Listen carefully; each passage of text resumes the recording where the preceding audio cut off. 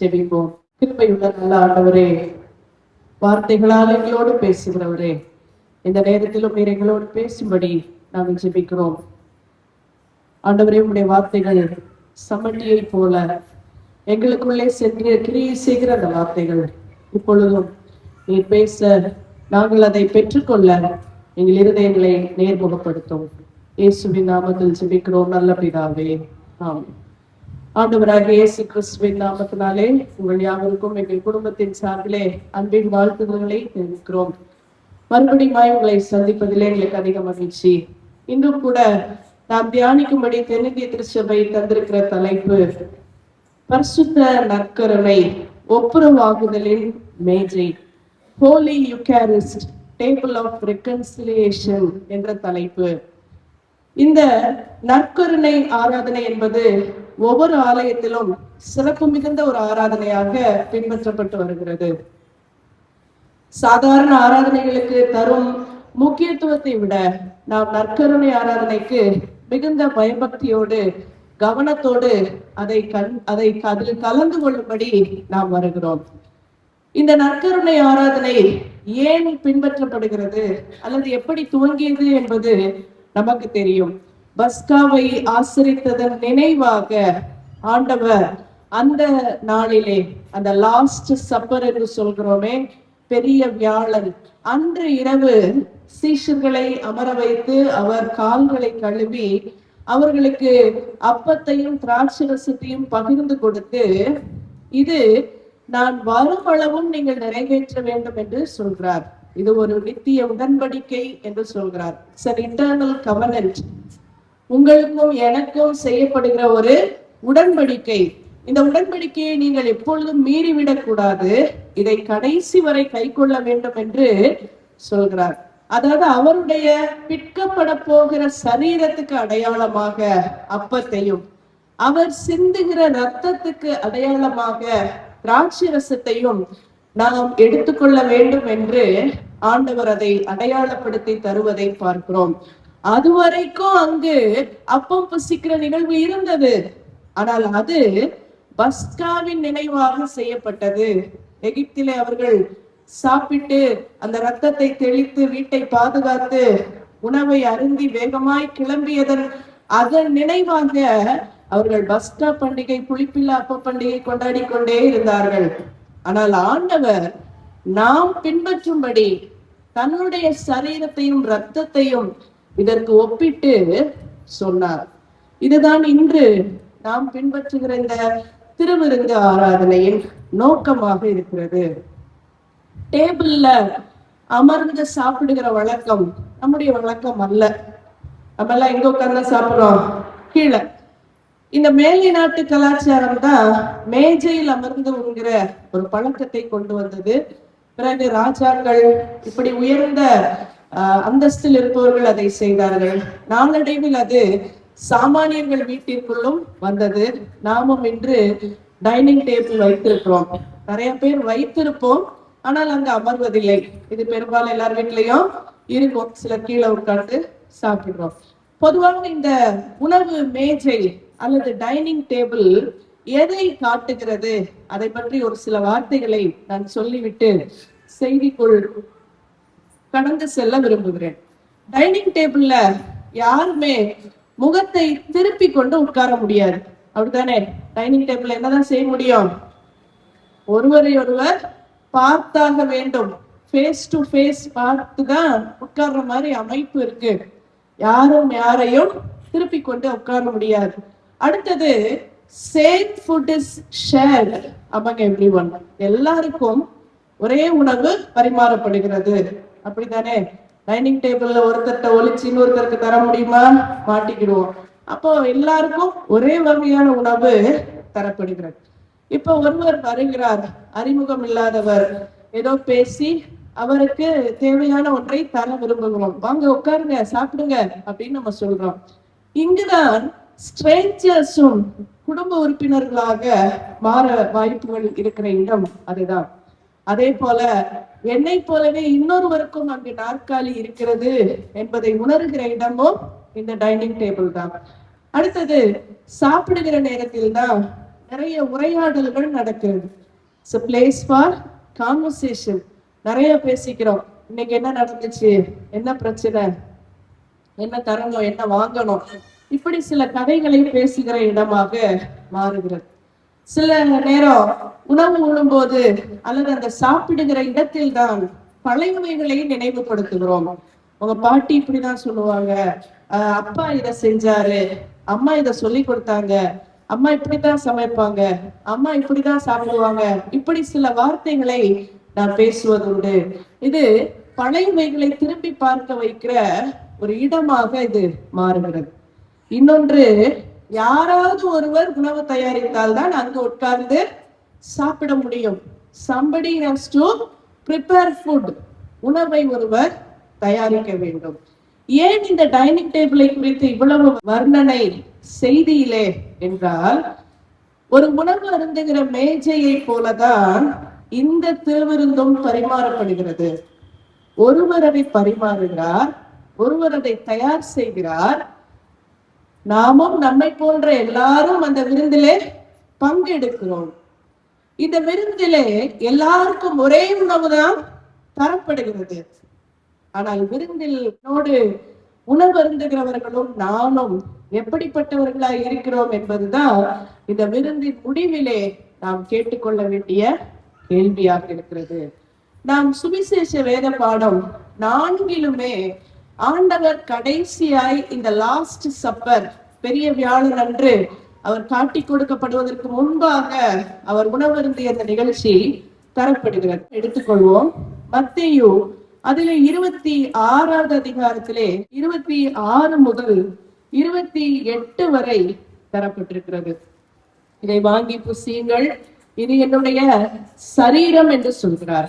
பாத்திரத்தை எடுத்து ஸ்தோத்திரம் பண்ணி இதுல எல்லாரும் பானம் பண்ணுங்கள் என்கிறார். எதற்காக ரத்தம் சிந்தப்பட்டது? பாவ மன்னிப்பு உண்டாகும்படி ரத்தம் சிந்தப்படுகிறது. இது புது உடன்படிக்கைக்குரிய என்னுடைய, அதைத்தான் நம்ம வாசித்தோம். இட்ஸ் a covenant, உடன்படிக்கை. இந்த உடன்படிக்கை அன்று செய்யப்படுகிறது. இதேதான் மார்க்கு 14லே தரப்பட்டிருக்கிறது. 2 முதல் 24 வரை இதே வசனம் தரப்பட்டிருக்கிறது. லூக்கா 22லேயும் 17 முதல் 20 வரை உள்ள வசனங்களிலே தரப்பட்டிருக்கிறது. இன்னும் சற்று நேரத்தில், இன்னும் சில மணி துளிகளில் என்னுடைய சரீரம் பிற்கப்படும், என்னுடைய ரத்தம் ஒரு துளி மீதமும் இல்லாதபடி சிந்தப்படும். இதற்கு அடையாளமான உடன்படிக்கையாக இதை காலந்தோறும் நீங்கள் கடைபிடியுங்கள் என்று ஆண்டவர் கேட்டுக்கொண்டார். யோவானிலும் 13லே இதை வாசிக்கிறோம். ஆனால் நேரடியாக இந்த வசனம் அங்கு இல்லை.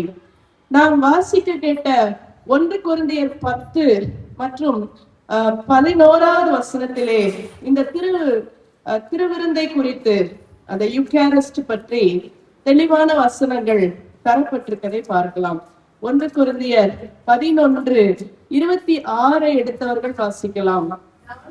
ஆகையால் நீங்கள் இந்த அப்பத்தை புசித்து இந்த பாத்திரத்தில் பானம் பண்ணும் போதெல்லாம் கர்த்தர் வருமளவும் அவருடைய மரணத்தை தெரிவிக்கிறீர்கள். அப்ப நான் வருமளவும் நீங்கள் இதை செய்ய வேண்டும் என்று ஆண்டவர் நம்மோடு ஒரு உடன்படிக்கை செய்கிறார். எப்ப வரைக்கும்? சில நேரம் சொல்லுவாங்க, இத்தனை நாள் ஆயிடுச்சுன்னா அதை நிறுத்திடலாம், இந்த இது வந்துட்டா அது ஸ்டார்ட் பண்ணிடலாம். ஆனா இதை நிறுத்தும்படி சொல்லவில்லை. எது வரைக்கும்?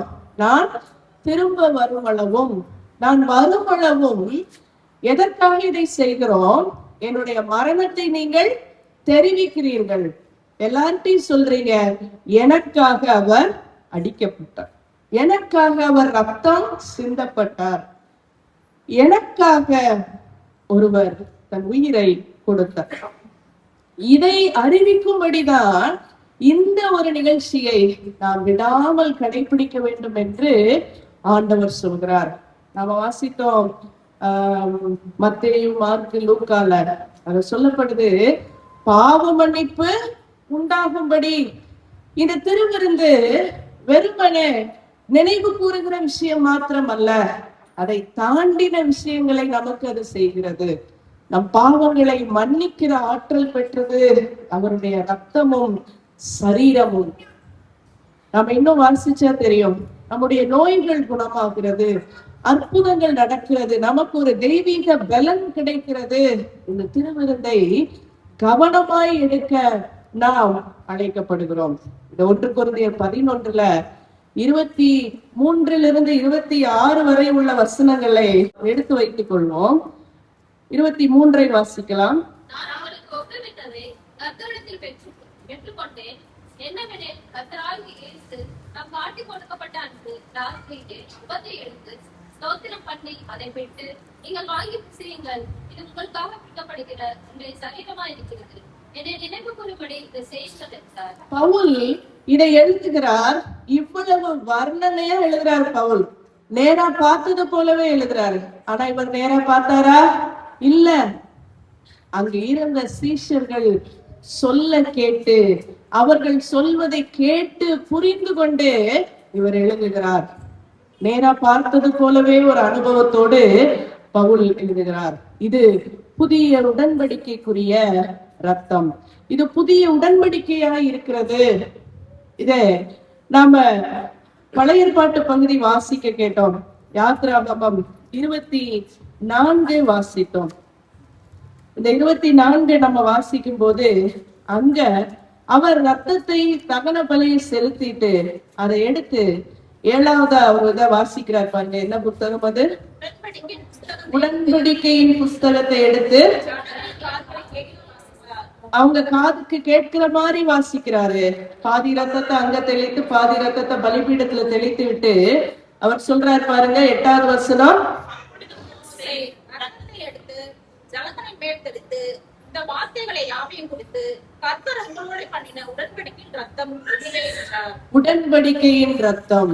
அதான் சொல்றேன், இது பழைய ஏற்பாட்டிலே துவங்கி விட்ட ஒரு நிகழ்வாக இருக்கிறது. ஆண்டவர் அந்த ஜனங்களை விடுதலை செய்து கொண்டு வரும்போது இவர்களை எனக்கென ஏற்படுத்தினேன் என்று பிரித்து அவர்களை பரிசுத்தப்படுத்தியதற்காக ஒரு அடையாளமாக இது இருக்கிறது.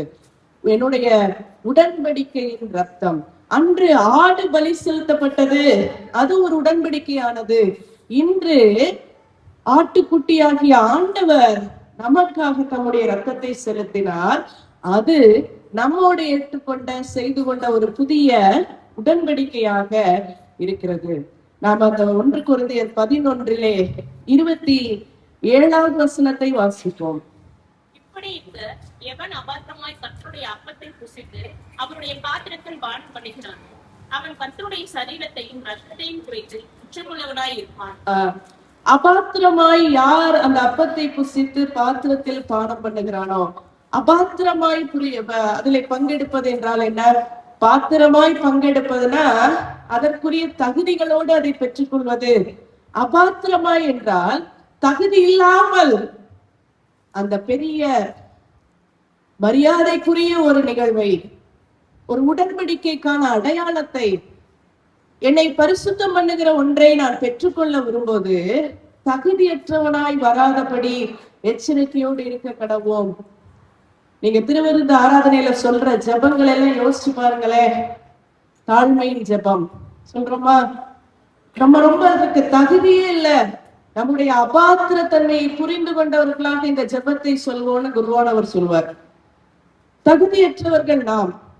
ஒரு புது வருட ஆராதனை நல்ல நமக்கு தான் தெரியுமே, பண்டிகைனா நிரம்பி வழியும்ல சர்ச்சு, கூட்டம் நிரம்பி இருக்கு. ஒருத்தர் வர்றார், அப்படியே தள்ளாடி கொண்டு தவழ்ந்து கொண்டு வருகிறார். ஒரு இளைஞர். என்னன்னா அவர் ஃபுல்லா மிட் நைட் ஃபுல்லா பார்ட்டியில இருந்துட்டு கரெக்டா எங்க வந்துட்டாரு? கம்யூனியன் எடுக்க 1ஆம் தேதி வந்துட்டாரு.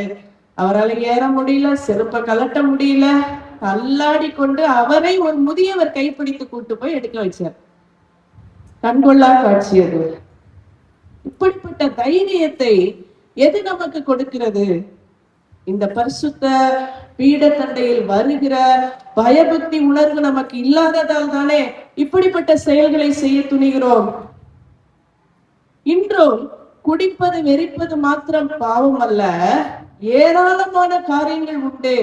நம்முடைய சிந்தை, செயல், சொல் என்று எல்லாவற்றையும் நிறுத்து பார்த்துதான் இந்த பலிபீடத்திற்கு வர நாம் துணிய வேண்டும் என்பதை வேதாகமம் தெளிவாக சொல்கிறது. அபாத்திரமாய் ஒருவனும் இந்த பந்தியிலே சேரக்கூடாது. ஒரு ஊர்ல சபை நாள் ஆராதனைக்கு எங்களை கூப்பிட்டு இருந்தாங்க. நல்ல கிராண்டா நடந்துச்சு. நாங்க பிரசங்கம் முடிச்சுட்டேன். நான் சிறப்பு விருந்தினர்ன்றனால எங்களை முதல்ல சாப்பிட வைக்க கூப்பிட்டு போனாங்க. அடிக்கடி நாங்க போயிருக்கோம் அந்த சர்ச்சுக்கு. நல்ல வயதானவர்கள், பக்குவப்பட்டவர்களா தெரிவாங்க மத்த நாள். அன்னைக்கு பார்த்தா ஒரே சத்தம். என்னன்னா எல்லாம் சபை நாளா குஷியில தண்ணி அடிச்சுட்டாங்க. அங்க நின்று ஏய் ஓய்னு அலறிட்டு கத்திக்கிட்டு விருந்து பரிமாறப்படுகிறது. ரொம்ப வேதனையா இருந்துச்சு. எப்ப சபை நாளுக்கு எனக்கு நீ குடிக்கிற, நீ விருந்து வைக்கிற சரி, புது ட்ரெஸ் போடுற சரி, அது எதுக்கு நீ குடிக்கிற? இன்று எல்லா பண்டிகைகளும் செலிப்ரேஷனுக்கான நேரமாக மாறி போனது. இங்க எங்கு பரிசுத்தம்? அன்று சபை நாள் விசேஷ திருவிருந்து ஆராதனை. எவ்வளவு கொடுமை பாருங்க. இதுதான் நடக்கிறது. இந்த சபையின் பெரியவர்களிடத்திலே, பொறுப்பாளர்களிடத்திலே, வாலிபர்களிடத்திலே, எல்லாரிடத்திலும் ஆண்டவர் சொல்லுகிறார், அபாத்திரமா இந்த பந்தியிலே நீங்கள் சேர்ந்து விட வேண்டாம், உங்களை தகுதிப்படுத்தி கொண்டு வந்து சேருங்கள். சரி, அதுக்கு என்ன செய்யணும்? 28 வாசிங்களேன். எந்த மனுஷனும் தன்னைத்தானே சோதித்தறிந்து இந்த அப்பத்தில் புசித்து இந்த பாத்திரத்தில் பானம் பண்ண கடவன். Let him examine himself. எல்லாரும் யாரா இருந்தாலும், இந்த எந்த மனுஷனானாலும்ன்றதுக்கு என்ன அர்த்தம்? யாரா இருந்தாலும் சரி, தன்னைத்தானே சோதித்து அறிந்து இந்த அப்பத்தில் புசித்து இந்த பாத்திரத்தில். அதனாலதான் அந்த டைம் கொடுக்கப்படுது ஆர்டர் ஆஃப் சர்வீஸ்ல. ஒவ்வொரு ஜெபமாக வாசித்து நம்மை பக்குவப்படுத்தி நம்மை ஆராய்ந்து பார்த்து ஆண்டவரோடு ஒப்புரவாகிவிட்டு இந்த பந்தியிலே நாம் சேர அழைக்கப்படுகிறோம். 33வது வசனம் இப்படியாக சொல்கிறது. ஆகையால் என் சகோதரரே, நீங்கள் தோத்திரம் பண்ண கூடி வரும்போது ஒருவருக்காக ஒருவர் காத்திருங்கள். இந்த உடன்படிக்கையில என்னோட அநேகர் பங்கெடுக்க வேண்டும். நான் சொன்னேன் முதல்ல, ஏன் the same table for everyone. ஒரே டேபிள் தான் எல்லாருக்கும், ஒரே பலிபீடம் தான் எல்லாருக்கும். எல்லாரும் வந்து பங்கெடுக்க வேண்டும். ஒருவருக்காக ஒருவர் காத்திருங்கள் என்று பவுல் குறிப்பிடுவதை பார்க்கிறோம். நிருப பாடமாக நாம் வாசித்தது 1 கொரிந்தியர் 10:17 வசனத்தை வாசிக்கிறோம். அப்பத்தில் நாம் எல்லாரும் பங்கு பெறுகிறபடியால் அநேகரான நாம் ஒரே அப்பமும் ஒரே சரீரமாய் இருக்கிறோம். Same food is served. எல்லாருக்கும் ஒரே உணவு கொடுக்கப்படுகிறது. ஒரே அப்பத்தை நாம் உண்கிறோம், ஒரே ரசத்தை நாம் அங்கு குடிக்கிறோம். ஆகையால் நாமெல்லாம் என்னவாயிட்டோம்? ஒரே அப்பமும் ஒரே சரீரமுமாய் இருக்கிறோம். அததான் சொல்றாங்க, கிறிஸ்து சபைக்கு தலைவர், இந்த சபை அவரது மனவாட்டி. ஒரே உணவு எல்லாருக்கும் தரப்படுகிறது. ஆகையால் நாம் எல்லாரும் ஒரே சரீரமாய் இருக்கிறோம். அதான் அந்த 11:33 வருஷம், எல்லாரும் ஒருவருக்காக ஒருவர் காத்திருங்கள், சேர்ந்து வாங்க, இணைந்து எடுங்கள் இந்த பந்தியிலே என்று. இதுல 21 வாசிப்போம். நீங்கள் கர்த்தருடைய பாத்திரத்திலும் பேய்களுடைய பாத்திரத்திலும் பானம் பண்ணக்கூடாது. நீங்கள் கர்த்தருடைய போதனை பந்திக்கும் பேய்களுடைய போதனை பந்திக்கும் பங்குள்ளவர்களாய் இருக்கக்கூடாது. இங்கு கோயில்கள், விசேஷங்கள், திருவிழாக்களிலே என்ன நிகழ்வு பின்பற்றப்படுகிறதோ அதே விதமாய் நீங்களும் செயல்பட்டால் பேய்களுக்கான விருந்துக்கும் இதற்கும் என்ன தொடர்பு? ரெண்டுக்கும் வித்தியாசம் இருக்கே. அதுதான் ஆண்டவர் இங்கு பவுல் மூலமாக தெரியப்படுத்துகிறார். நீங்கள் கர்த்தருடைய பாத்திரத்திலும் பேய்களுடைய பாத்திரத்திலும் பானம் பண்ணக்கூடாதே. அங்கு என்ன உங்களுக்கு பங்கு? உங்களுடைய வாழ்க்கை வேறு பிரிக்கப்பட்டதாக இருக்க வேண்டும். நாம் எல்லாரும் ஒரே சரீரமாய் இருக்கிறோம் என்பதை அவர் விளக்குகிறார். மத்தேயு 5 நாம் வாசிக்க கேட்ட சுவிசேஷ வேத பகுதி. இந்த மத்தேயு 5, 6, 7 மலை பிரசங்கம் என்று சொல்றோம். வாழ்க்கையில தினமும் நாம் கற்றுக்கொள்ள வேண்டிய, தினமும் நாம் கடைபிடிக்க வேண்டிய காரியங்கள் இதிலே சொல்லப்பட்டிருக்கிறது. அவ்வளவு அருமையான விஷயங்கள் இங்க சொல்றார் ஆண்டவர். 23வது வசனத்துல வாசிக்கலாம். பலிபீடத்தில் காணிக்கை செலுத்த வந்து உன் பேரில் உன் சகோதரன் குறை உண்டு என்று அங்கே நினைவு கூர்வார்கள். அங்கேதானே பலிபீடத்தில் உன் காணிக்கையை வைத்து விட்டு போய் முன்பு உன் சகோதரனுடைய ஒப்புரவாகி பின்பு வந்து உன் காணிக்கையை செலுத்து. நீ பலிபீடத்தில் காணிக்கை செலுத்த வருகிறாய். திருவிருந்துவுக்கு ஒரு காணிக்கை கலெக்ட் பண்ணுவாங்க. எங்க சர்ச்ல கூட உண்டு, டேபிள் வச்சு திருவிருந்து போகிறவர்கள் போடுகிற காணிக்கை. பலிபீடத்தில் காணிக்கை செலுத்த வரும்போது உன் பேரில் உன் சகோதரனுக்கு குறை உண்டென்று அங்கே நினைவு கூறுவாயாக. எல்லா ஆராதனைகளும் நம்மை நினைவுபடுத்துகிற விஷயமாக இருக்கிறது. நீ இதை தப்பு பண்ணிட்ட, நீ இதை சரி பண்ணு அப்படின்னு நம்மோடு பேசுகிற, உணர்வூட்டுகிற ஒரு இடம் தான் இந்த பலிபீடம். என்ன சொல்லுது? நமக்கு நிறைய பேர் மேல கோபம் இருக்கும். பாக்குற எல்லார் மேலயும் நமக்கு கோபம் வரும். நமக்கு பிடிக்காது, நமக்கு விரோதமா செஞ்சிருப்பாங்க, நம்ம எரிச்சல்ல இருப்போம். அதெல்லாம் கேட்கல. அவர் என்னை குறித்து ஏதோ ஒன்றை நினைத்திருக்கிறார், நான் அப்படி நடந்திருக்கிறேன். அத வாசிங்களே. உன் சகோதரனுக்கு உனக்கு குறை உண்டான்னு கேட்கல ஆண்டவரு. உனக்கு எல்லார் மேலயும் குறை இருக்கும். யாருக்கு இருக்கான்னு கேட்க சொல்றாரு? உன் சகோதரனுக்கு உன் பேரில் குறைவு இருக்கின்ற நினைவுபடுத்துவாரானால் உடனே என்ன செய்? அங்கேதானே பலிபீடத்தின் முன் உன் காணிக்கையை வைத்து விட்டு போய், ரெண்டு விஷயம். முன்பு என்ன செய்ய? உன் சகோதரனோட ஒப்புரவாகி, பின்பு வந்து முன்பு பின்பு. எது முதலில் செய்யப்பட வேண்டும்? இல்ல காணிக்கை போட்டு போய் பார்த்துக்கிறேன் போ. அப்படி ஒருவேளை நான் பழி தீர்க்கிற எண்ணத்தோடு, பகையோடு, வெறுப்போடு, கசப்போடு இந்த பலிபீடத்திற்கு வருவேனானால் என்னுடைய காணிக்கை ஒருவேளை காயினின் காணிக்கை போல இருக்கலாம். அந்த வருத்தம் நமக்கு தாங்க முடியுமா?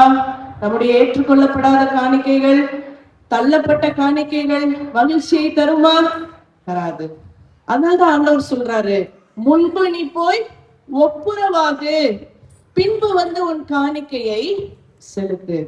நான் சொன்னேன், இந்த இந்த அப்பம் திராட்சரசம் புசிக்கிறது ஒரு டைனிங் டேபிள் ஒப்பாக சொல்லப்படுகிறது. இந்த டேபிள்ல சாப்பிட வந்துட்டேன், ஒரு அப்பா சர்வ் பண்றாரு, பிளேட்டை வைக்கிறாரு, ஒவ்வொன்னா எடுத்து வைக்கிறாரு, ரெண்டு பசங்களை கூப்பிடுறாரு சாப்பிட. அவன் ரெண்டு பேருக்கும் சண்டை, ஒருத்தனோட ஒருத்தன் பேசிக்கிறது இல்ல, மூஞ்ச திருப்பிக்கிட்டே உட்கார்ந்து இருந்தா சர்வ் பண்றவருக்கு எவ்வளவு துக்கம் இருக்கும்.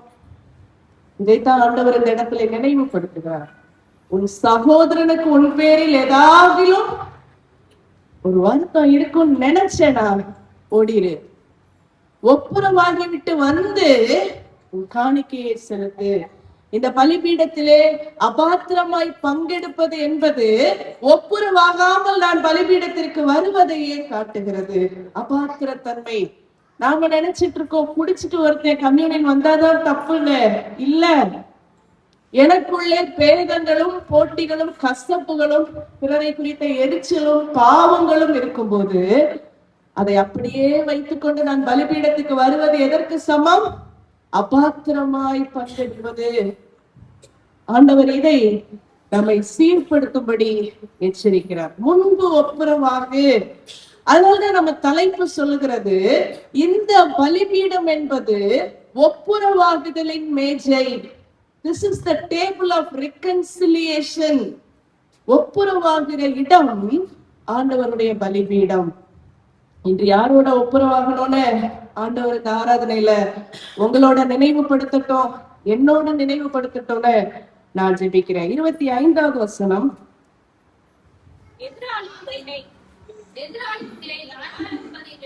ஒப்புப்படாமலும் நியாயாதிபதி சேவகனிடத்தில் ஒப்புப்படாமலும் நீ சிறைச்சாலையில் வைக்கப்படாமலும் இருக்கும்படியாக நீ உன் எதிராளி உன்னை அழியில் சீக்கிரமாய் அவனுடனே நல்மணம் பொருந்து. எதிராளி தான் பரவாயில்ல, உன்னோட சண்டைக்காரன் தான், சீர் பொருந்து, சமாதானமாகிக்கோ. ஏன் நீ அதை தொடர்ச்சியா பெரிதா கொண்டு போய் தண்டனைக்கு பாத்திரமாக மாற? சரி செய்து கொள், வழியிலேயே உன்னை சீர்படுத்திக் கொள் என்று ஆண்டவர் பேசுகிறார்.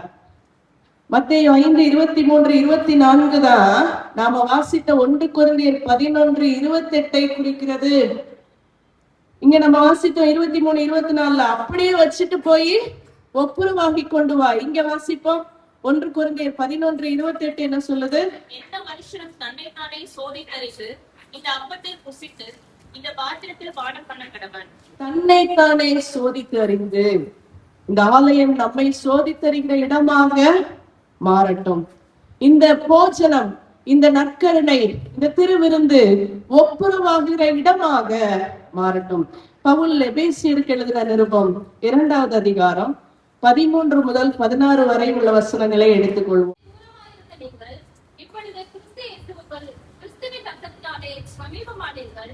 எப்படியெனில் அவரே நம்மை சமாதான காரணராக்கி இருதினத்தாரையும் ஒன்றாக்கி வகையாக நின்ற பிரிவினையாக்கிய நடுச்சுவரை தகர்த்து சட்டதிட்டங்களாக்கிய நியாய பிரமாணத்தை நம்முடைய மாம்சத்தினாலே ஒழித்து இருதினத்தாரையும் தமக்குள்ளாக ஒரே செடிய மனுஷனாக சிருஷ்டித்து இப்படி சமாதானம் பண்ணி வகையை சிலுவையினால் கொண்டு அதிகாலை இருதினத்தாரையும் ஒரே சரீரமாக தேவனுக்கு ஒப்புரவாக்கினார். இரு திறத்தாரையும் சிலுவையிலே தம்முடைய ரத்தத்தினாலே ஆண்டவர் ஒப்புரவாக்கினார். அந்த 14வது வசனம் அழகா இருக்கும். இரு திறத்தாரையும் ஒன்றாக்கி, நம்ம சொல்லுவோம் 2 தரப்பினரையும் போலீஸ் சமாதானம் செய்தனர் அப்படின்னு வாசிப்போம். சண்டை போட்டுட்டு இருக்க 2 குரூப்ப சமாதானம் பண்ணுகிற. அப்ப அந்த இரு திறத்தாரையும் ஒன்றாக்குகிற வேலையை ஆண்டவர் சிலுவையிலே செய்தார்.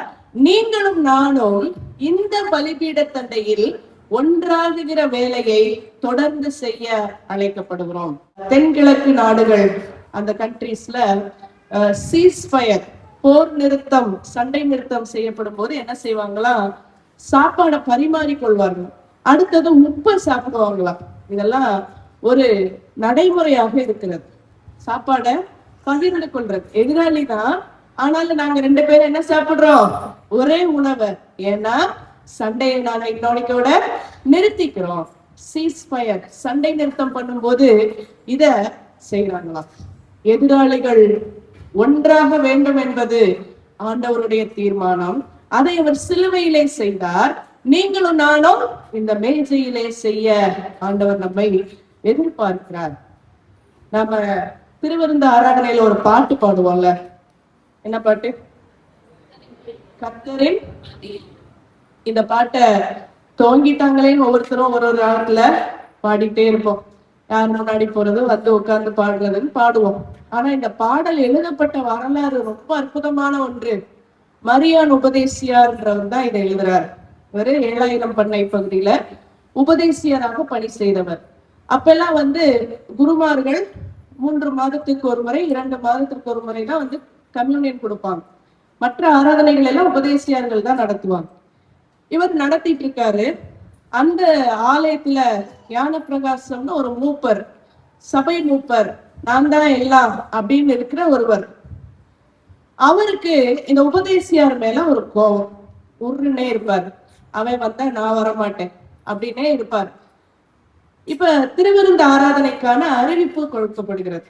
குருவானவர் நாளைக்கு வராரு, வந்துருங்க வந்துருங்க வந்துருங்க, எல்லார் வீட்லயும் சொல்லிட்டாங்க. அடுத்த நாள் காலையில குருவானவர் வந்து விட்டார். ஆலய துவக்க பாடல் பாடப்படுகிறது. ஒவ்வொருத்தரா உள்ள வர்றாங்க. இவர் வாசல்லே நிக்கிறார் உபதேசியார். இவருக்கு மத்தேயு 5:23 கிரியை செய்திருக்கிறது. ஞான பிரகாசத்திற்கு என்மேல் ஒரு குறை இருக்கிறது, அதனால அவர் இன்னைக்கு என்ன செய்யல, வரல. ஆனா இந்த திருவிருந்தை எடுக்கணுமே, அவர் மேல இருக்கிற கோபத்தை மறந்து மன்னிச்சு நாங்க ஒப்புரவானாதானே இந்த திருவிருந்து உண்மையானதா இருக்கும்னு சொல்லிட்டு அவர் வீட்டுக்கு போறார். அவர் உள்ள அனுமதிக்கல.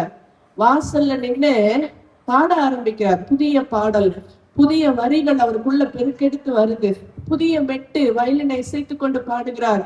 கர்த்தரின் பந்தியில் வா சகோதரா, கர்த்தரின் பந்தியில் வா. நீங்க வீட்டுல உங்க பாட்டு புக் எடுத்து அதை வாசிச்சு பாருங்க. இவர் பாட பாட உள்ளே கோபமாய் உள்ள முகத்தை தூக்கி வச்சிட்டு இருந்த ஞான பிரகாசத்துக்குள்ள இருதயம் அப்படியே கரைந்து போகிறது இந்த பாடலை கேட்ட உடனே.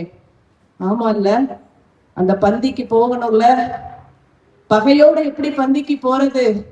அவன் ஆலயத்தை விட்டுட்டு என்ன தேடி வந்திருக்கானே, நான் எப்படி கோபமா இருக்கிறது அவன் மேலன்னு சொல்லி கதவை திறந்து அவரை அன்போடு அழைத்து கொண்டு இருவருமாய் வந்தார்களாம் திருவிருந்து ஆராதனைக்கு.